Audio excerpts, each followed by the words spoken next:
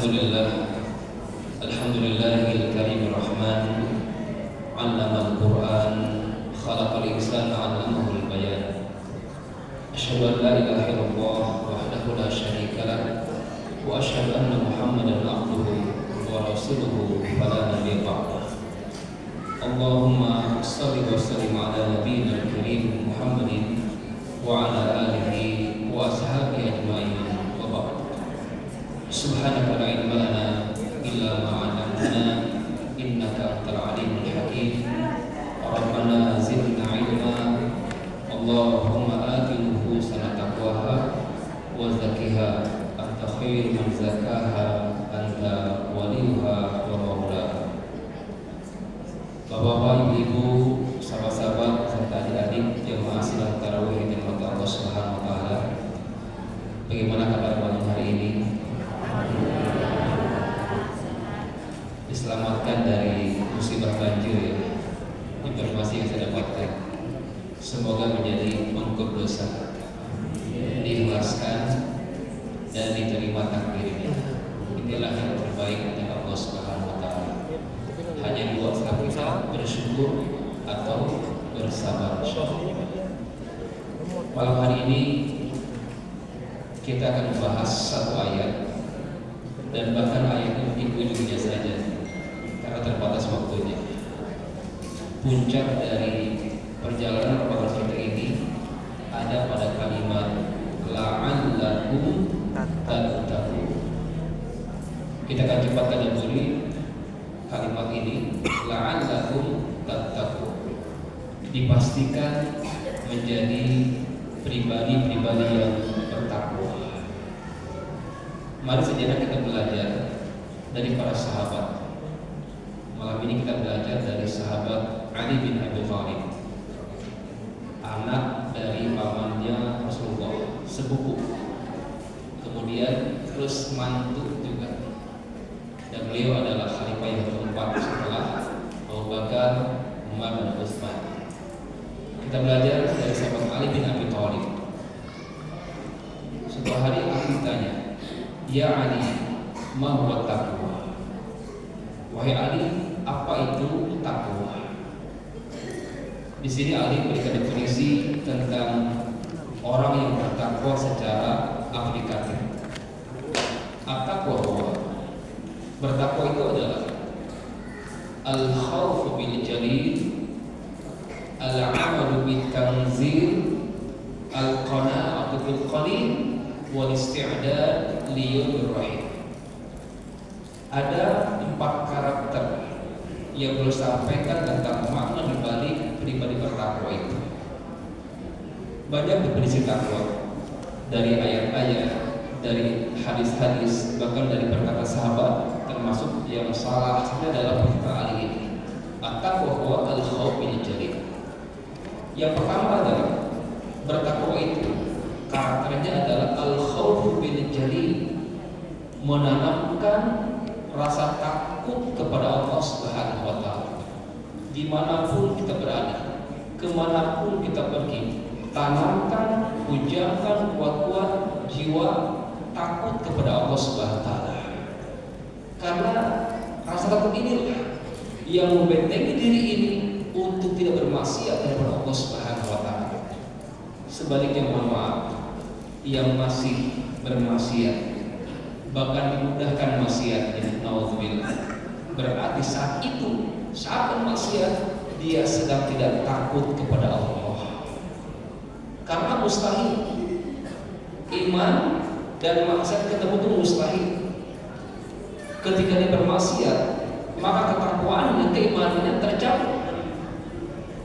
Sebaliknya, ketika dia bertakwa atau beriman, maka maksiat akan terhalang. Maka jiwa takwa pertama adalah pujakan rasa takut itu kepada Allah Subhanahu wa taala dimanapun kita berada. Maka jawabannya adalah ketika menghujam rasa takut ini, maka jiwa ini terhindarkan dari yang namanya maksiat di hadapan Allah Subhanahu wa taala. Kenapa? Karena hamba yang takut tadi merasa dipantau oleh Allah, merasa diawasi oleh Allah, merasa dilihat oleh Allah. Kalau sudah seperti ini, adakah maksiat di hadapan hatinya? Tidak ada. Bagaimana caranya agar kita ini tumbuh rasa takut ini? Setidaknya riyadhahnya, latihannya adalah biasakan membaca doa setiap keluar rumah. Ini banyak godaan di luar. Ketika dalam rumah masih terjaga, ada pasangannya, ada anaknya. Pas keluar nggak ada pasangannya, nggak ada orang tuanya bagi anak-anak, ya kan? Nggak ada pengawasan orang tua, nggak ada pengawasan suami atau istrinya. Di rumah masih diawasi, keluar rumah siapa yang menjaga? Kalau bukan iman kita.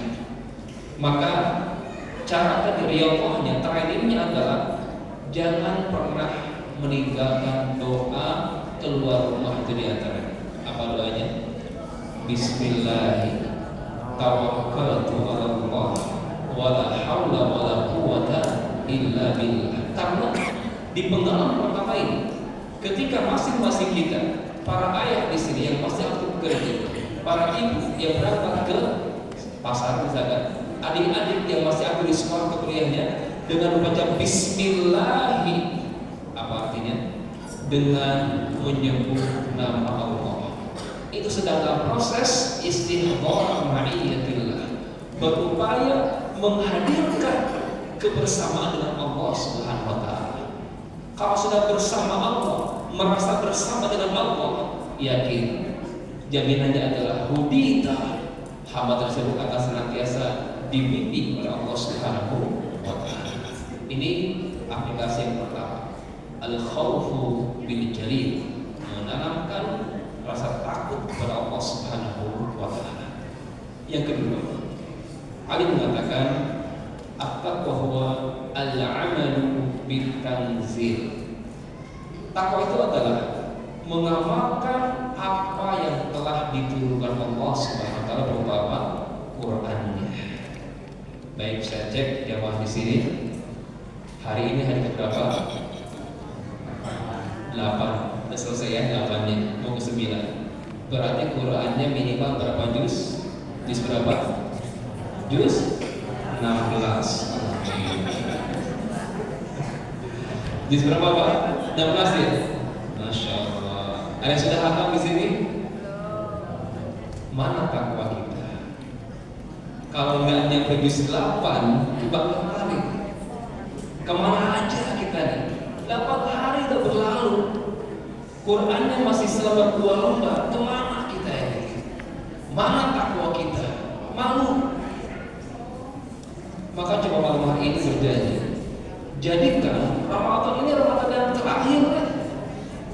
Supaya ada semangat bagian yang terbaik yang kita miliki. Puasanya yang terbaik, baca Qurannya yang terbanyak, sedekahnya yang terikhlas yang terbanyak, sholatnya yang paling khusyuk. Karena apa? Ini yang terakhir. Begitu Qurannya tadi, al-'amalu bitanzil. Ternyata parameter takwa kita diukur dengan seberapa hebat kita berquran. Malu dengan Imam Asy-Syafi'i yang setiap Ramadan yang dia bisa khatam sebulannya berapa kali? 60 kali khatam dalam sebulan. Di satu harinya 2 kali khatam. Kalau kita 2 lembar. Pantas berkah ilmunya. Namanya Harun. Karena apa? Berqurannya luar biasa hebat.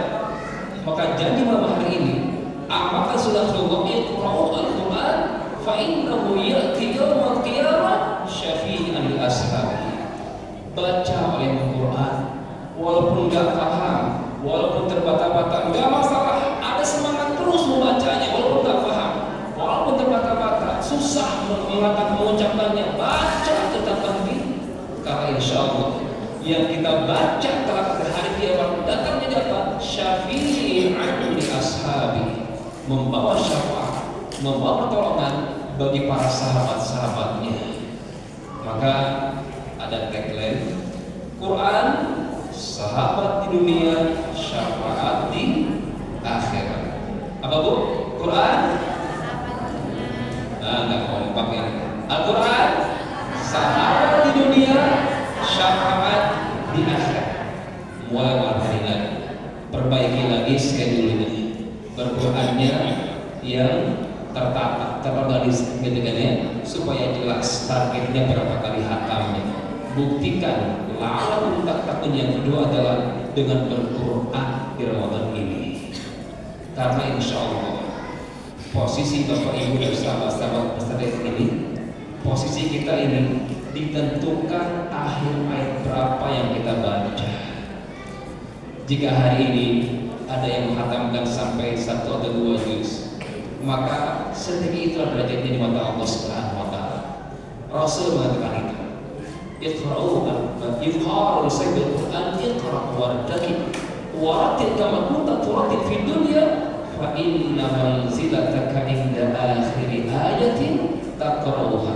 Sungguh kata Allah, manzilah kita ini, kedudukan kita ini ditentukan akhir ayat berapa yang kita baca. Rumahnya diramaikan Bapak Ibu, jangan sepi kayak kuburan. Undang malaikat dengan cara apa? Baca Quran. Al-baitul ladzi yutla fihi kitabullah hadarathu al-malaika wa kharajat minhu asyayatin. Sebuah rumah yang sering penghuninya itu membaca Al-Quran dalam rumah tersebut, maka akan mengundang katanya malaikat-malaikat dan syaitan-syaitan kabur terbirit-birit.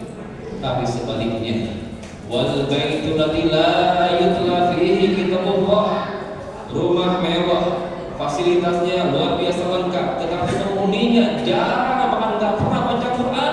Yang terjadi apa? Hadarathu asyayatin wa kharajat minhu al-malaikat. Rumah tadi akan sering dikunjungi oleh siapa? Syaitan-syaitan. Malaikat enggan. Kenapa? La yutla fihi kitabullah.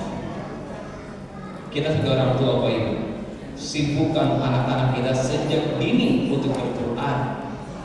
Insya Allah ketika ayahnya, bundanya menyibukkan anak-anak yang bersama Quran, kakeknya, neneknya bergerak bersama menyibukkan cucunya dengan Quran, maka yang terjadi adalah sabda Rasulullah, man ta'allama al-Quran wa huwa fatihu sinni khalaqahu Allah bilahhi wa dam.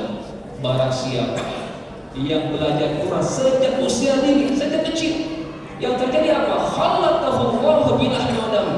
Maka Quran yang ia pelajari, yang kita talqinkan, yang kita bacakan, yang gurunya ajarkan, khalaqahu Allah bilahmi wa dam. Kalau campurkan Quran tadi dengan darah dan dagingnya. Jadi Pak, Bu, mohon jangan marahin anaknya, karena anak kita ini darah dagingnya ada apanya itu? Al-Quran yang tercampur karena dia sedang belajar Al-Quran tadi. Baik, ini yang kedua. At-taqwa huwa al-amalu bitanzil, mengamalkan yang telah diturunkan beberapa ayat-ayat Qurannya.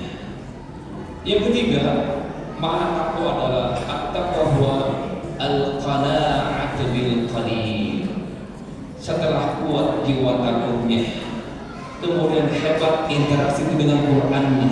Yang ketiga adalah al-qana'atu bil qalil, merasa cukup dengan yang sedikit, merasa cukup dengan apa yang diberikan dan tidak memakan, tidak mengambil yang bukan haknya. Hati-hati, harta bisa terjadi ada dua sisi harta itu.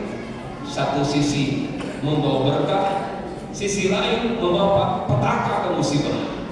Jika itu bukan hak milik kita, bukan bagian kita, kita ambil, kita nikmati, kita makan, yang terjadi adalah firman Allah Subhanahu wa taala, innal ladzina ya'kuluna amwalal yatama dzulma innama ya'kuluna fi butunihim nar wa sayaslawna sa'ira.